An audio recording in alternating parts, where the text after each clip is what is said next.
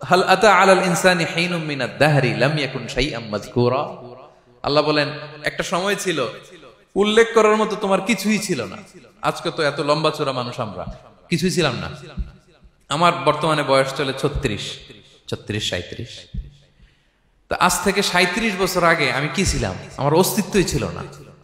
আমার কোনো নাম ছিল না, আমার কোনো গ্রাম ছিল না, আমার কোনো অ্যাড্রেস ছিল না, আমার কোনো পরিচিতি ছিল না।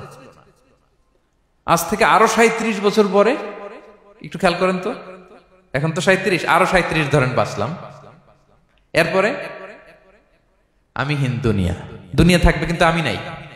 আজকে কার জন্য আটকে আছে দুনিয়ার কাজ বলেন তো? আপনার দাদার জন্য, আপনার নানার জন্য।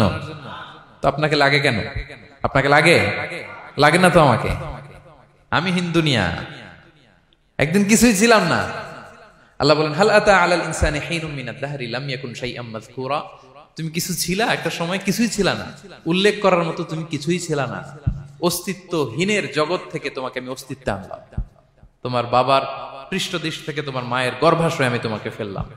সেখানে আমি আল্লাহ তোমাকে একটু একটু করে তিলে তিলে বড় করলাম। 9 মাস 10 মাস পরে মায়ের পেট থেকে দুনিয়াতে তুমি আসলে। সাজে অহংকার? সাজে অহংকার? সাজে একজনের। আওয়াজ করে বলতে হবে তিনি কে?